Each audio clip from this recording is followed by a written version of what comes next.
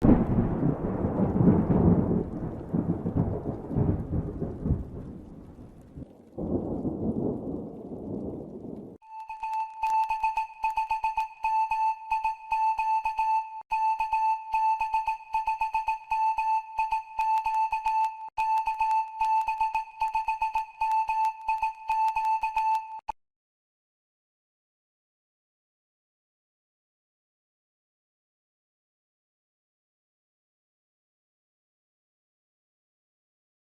afternoon, everybody. It's KB5MIQ Big Boy and old ham radio cat up here being her usual sassy self. Guys, we got another video of a shack tour I did today at WD5HKVs shack. He's got some old gear he's redoing. I hope y'all find that interesting. And we talked a little bit about safety of dealing with older gear. Two things we'll bring up. Of course, we've got the 4 States Amateur Radio tailgate sale coming up the 29th at Sportsman's Cove Marina. There'll be a slide on here with all the information on it. Also, the grand prize that day is an ICOM 2730 dual band mobile rig. So be sure and whenever you show up, check in at the club table. They'll have a table there at the entrance somewhere if you can check in, get entered for that. Also, Chris Howell has sent me some more good links, and I've been aiming to put this one in the last couple of videos, and I keep forgetting it. But I'm going to put it in here. It's a link to a site that's got a lot of downloads and PDF files of manuals for various radios, antennas, a lot of good information. Chris, thank you. We appreciate it. Guys, we're at 887 subs.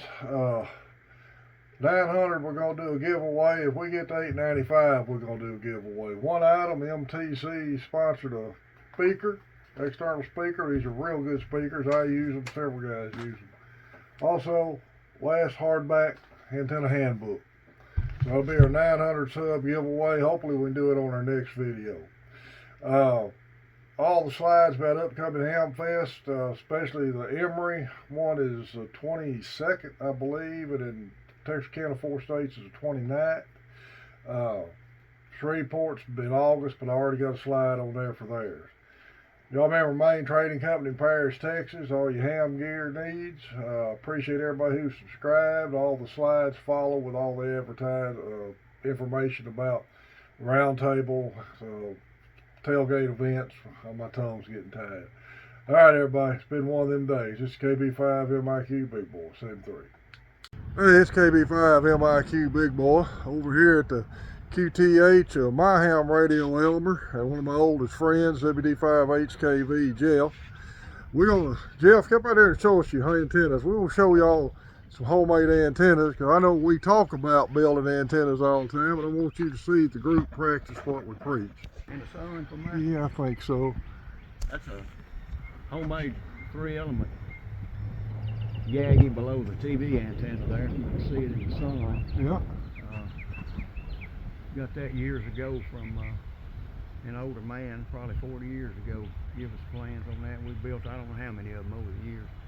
And there's a homemade dipole at the top, 10 meter, made out of aluminum tubing from an old tent. We use the tubing off an old tent to get the tubing from. And then below that is a 6 meter dipole that's from the same tubing. And then if you can see it back there behind all that is a Hustler.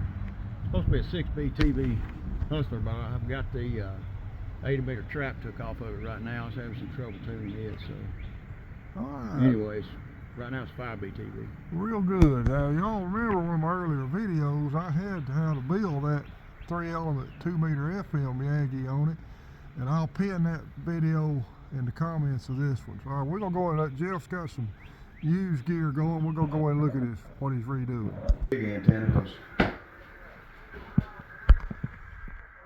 Okay, Jeff, talk and see what you got here on this and what you've been rebuilding.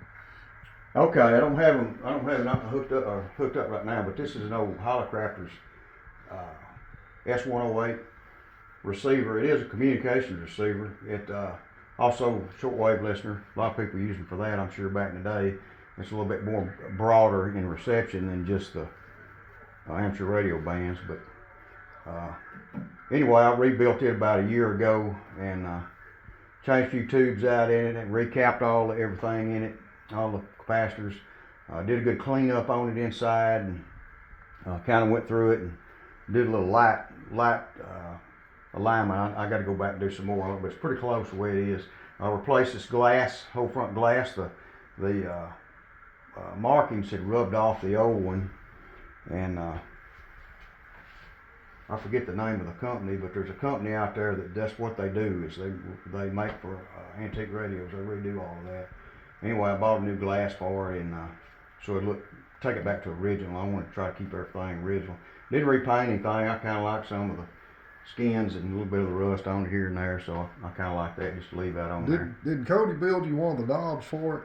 He did. He built. I was short one knob. They're all original knobs except for this one, and I didn't have one to match, so Cody W5DLX made this on his what do you call it? 3D printer. 3D printer. Good deal. And it works perfectly, so I'm good with it. And he did an excellent job on it, and it all works good. They're good old receivers for what they are back in the day. I just like the old tube stuff. And, they work really well. This old Heath kit HW35 I got, and it was working, and I blew a fuse on it the other day, so I've not had time to get back into it, and I got it out of the case. I'll let you look at it here. Get an idea what inside one of them looks like. There's some crystals at the back that determine the frequency. That part of the oscillator circuit that determines the frequency that you're going to work. I have a few of those, and anyway, I blew the fuse and I hadn't had time to get back on it and mess with it. But that's part of having the old equipment is you're going to have to work on it occasionally. That's any of it though, you know. Yeah. This is the latest piece I got, and I'm probably my most favorite. And I looked for an old Drake for quite a while, and I found this one. MTC came up with it there in Paris, and it's a Model 2B Drake receive only, and it's set up as a communication receiver, mostly just the amateur bands. That's what it was built for. Really good selectivity. Got some good filtering in it, and just a really good communication receiver for its day. Drake, if anybody in the market for older equipment, Drake, I'm a little partial to them. The old Holocrafters line are good. A lot of people like, some of the other ones. National, I think, a lot of the old AM guys, AMers like the National receivers. And a lot of them use the Drakes too, and this will do sideband, CW, and AM as well. The old Holocrafters is only set up to receive AM and CW. This will do it all here. So I don't know. Somebody had put attached a speaker. They didn't have a speaker with them. You had to get an external speaker, but somebody did a pretty good job putting one in there. So I just left it. I didn't take that out. Yeah, it looks good. I kind of like the original look to them, so I try to leave them as original as I can. But anyway, everything works good on it. A little bit of scratchy on some of that. I gotta do some cleaning on it at some point, but I'm using it irregardless right now. And just a good old receiver. That's 10 meters there. Not much happening right at the moment. Just not a lot on there right now. I put it on 40, but my wife's mowing the yard, so I had to unhook my wire running across the ground out there. So you mean you hadn't got the coax grown to the ground good enough yet to mow across? We're working on it. Here's just for kicks here, here's a keyer that was given to me through you, David, by Kent, K1ENT. He was gracious enough to give me that, and that he had won, I think, at one of the club meetings, and it works excellent. Right now I've got it hooked up to this Yaesu 891, which it has a keyer in it, but I was wanting a paddle to go with that, and he just gave me this, so this worked out really good. I am trying to learn. I've never used a paddle. This was my key I used as a novice, actually, for a lot of years, but I always wanted a paddle, so I'm kind of getting used to that. But I'm want to thank Kent for that and giving that to me like he did. I've had a lot of fun with it. I like the old stuff. I just love playing with it. And then of course there's my standby, my old 718 Icon. That's what I ragged you on our weeknight roundtables. Now what do you got on your bench over here? That is a night kit. It's an original kit from probably the early 1960s, maybe late 50s, signal generator. It was an original kit that I'm trying to finish. I hadn't been able to finish it yet, but all the parts were there. The box was unopened, and somebody gave it to me a long time ago when I dug it out. And I've got another night. I've got it stored right now, but I've got another night kit that is a vacuum tube voltmeter about the same era. And hopefully one day I'm going to build it as well. That's the plan anyway. Let me ask you, if I had this brought up, one of the guys commented, when you're dealing with this old tube gear, you got to be real careful with the higher voltages. So safety is a big concern in there messing with these. So be sure you know what you're doing. And one thing I can see about it from an old blind guy point of view, looks like to me it'd be a little easier to rework some of this stuff because you got more room in the chassis. The chassis mounted stuff is a lot easier to work. You can see how it's just kind of in the open there. And y'all don't laugh at my soldering joints because they're pretty bad, but some of it's soldered, some of it's not yet. But anyway, everything's easier to get to as opposed to a PCB, a printed circuit board, where everything's real tight and close, you know. So that's one advantage of the older equipment's been able to get in there and work on it. And yes, rule number one is there's a lot of high voltages in there. You saw the old transformers on this old stuff. A lot of voltages being developed, and it is dangerous, but you know, you just got to learn what to do, what not to do, and it's just fun to work on because of the openness of it all. You can see that one. I have not done anything electrically to this one. The guy had went through it. He changed a couple of electrolytics out, I think, but there's still some old ones. That's an old one there. Probably needs to be changed out as well. But a lot of the components last pretty good. Now, something you'll get into is a lot of these old switches, the old wafer.